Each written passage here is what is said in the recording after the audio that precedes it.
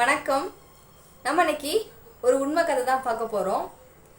ஒரு கணவன் மனைவி இருக்காங்க. அவங்களுக்கு ஒரு ஒரு குழந்தை ஒன்று இருக்குது. அவங்க அதாவது அவங்களோட சொந்த ஊர்லேருந்து இன்னொரு இடத்துக்கு வாடகை வீட்டுக்கு போகிறாங்க. அந்த வாடகை வீட்டுக்கு போகிறப்ப அதாவது ஒரு 5 வீடு லைன் வீடு இருக்குது. அந்த வாடகை வீட்டுக்கு போகிறப்ப அவங்க வீட்டுக்கார் கொஞ்சம் தண்ணி அடிப்பார். நைட்டில் அவங்க வீட்டில் சண்டை வரும். சாயங்காலம் ஆனால் ஒரே சண்டை வம்பு இது மாதிரி தான் தொடர்ந்து ஓடிட்டே இருக்கும். அது ஞாயிற்றுக்கிழமை ஆனால் சொல்லவே வேணாம், ரொம்ப சண்டை போடுவாங்க. அதையே அந்த பொண்ணு ரொம்ப கஷ்டப்பட்டுட்டே இருந்திருக்காங்க. இப்படி இருக்கிற அக்கம் பக்கத்தில் உள்ளவங்களுக்கும் எல்லாருமே அந்த பிள்ளைய ரொம்ப ஒரு மாதிரி அசிங்கமாக தான் பார்த்துருக்காங்க. அந்த பிள்ளைக்கு தினமுமே மனசு நொந்துட்டே தான் இருந்திருக்கா. இதே மாதிரி தினமுமே தொடர்ந்து போயிட்டுருக்கு. என்னதான் இருந்தாலும் அவளுக்கு ஒரு 20-21 வயசு தான் இருக்கும். அம்மா அப்பாட்ட சொல்லவும் முடியல, வெளியில் சொல்லவும் முடியல. அந்த மாதிரி ரொம்ப கஷ்டப்பட்டு போயிட்டு இருந்திருக்கா.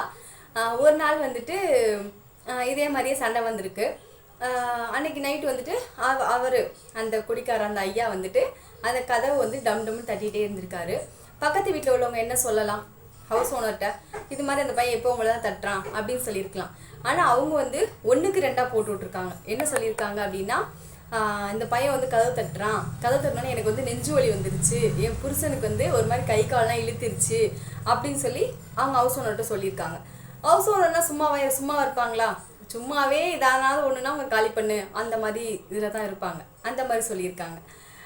அது மாதிரியா அதே மாதிரி ஹவுஸ் ஓனர் என்ன சொல்லலாம், அவங்களும் பக்கத்தில் தான் இருக்காங்க, சரி நம்ம சொல்லி பார்க்கலாம், இல்லைன்னா நம்ம வீடை காலி பண்ணலாம் அந்த மாதிரி அவங்க எதாவது சொல்லியிருக்கலாம். எதுவுமே சொல்லலை.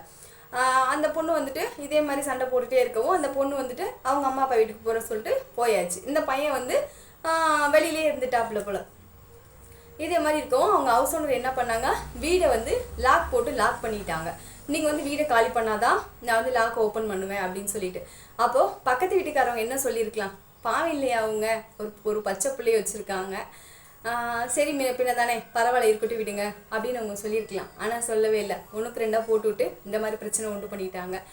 அதுக்கப்புறம் கடவுள் ஒருத்தர் இருக்கார் பார்த்தீங்களா, அவர் எப்பவுமே வெரி கிரேட்டுங்க.